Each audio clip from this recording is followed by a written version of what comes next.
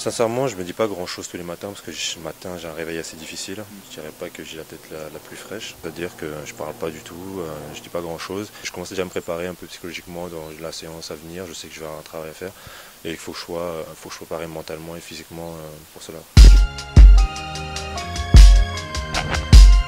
C'est vrai que j'ai apprécié le retour de Ronaldo. Après j'ai énormément, c'est beaucoup un peu plus ancien, mais le retour de Michael Jordan aussi. Ça j'avais la cassette à l'époque, je suis un grand fan. Surtout avec les Bulls, je supporte comme équipe. Ce sont les deux exemples les plus marquants pour moi. Mon chiffre c'est le 14. J'aime beaucoup son numéro, c'est en référence à Thierry Henry avec son numéro 14 des Gunners. Là il vient de marquer son 400e but je crois aux États-Unis avec son équipe des New York Red Bulls. C'est un grand joueur.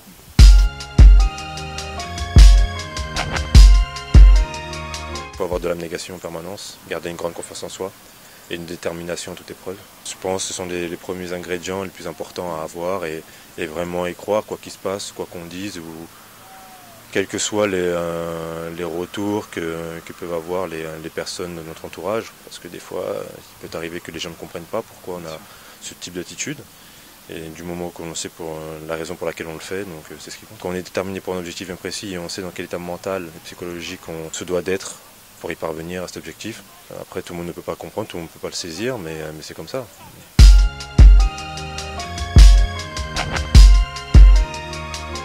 Consécration, je dirais, une sorte de petite fierté, mais c'est un piège en même temps, parce que souvent après cela, on a tendance, comme on a beaucoup travaillé pour atteindre un but précis, après ça, inconsciemment ou consciemment, on se relâche, il y a une décompression totale, et je pense pas que ce soit une bonne chose.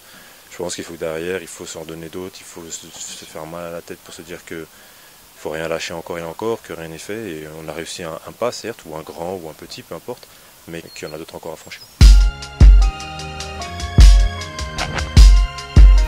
La première chose que j'ai réussi à apprendre, malgré moi, c'est la patience.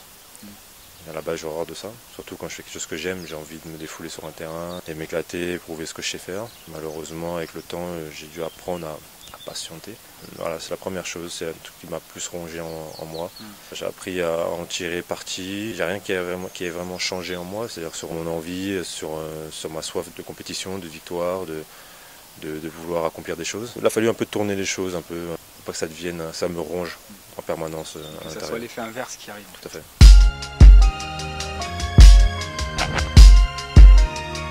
La passion que j'ai pour ce que je fais, pour le football.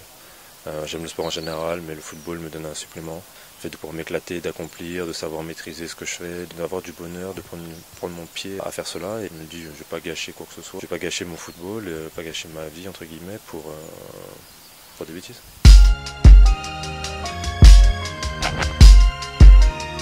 Un petit retour entre guillemets, je dirais, dernièrement en Coupe d'Europe. Qui te parle en ce moment, oui. Voilà, en Europa League. Ça fait un petit moment que je n'avais pas joué en match officiel et dans l'ensemble, je dirais, il y a une bonne prestation.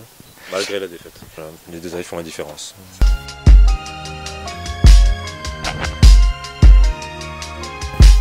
Toujours.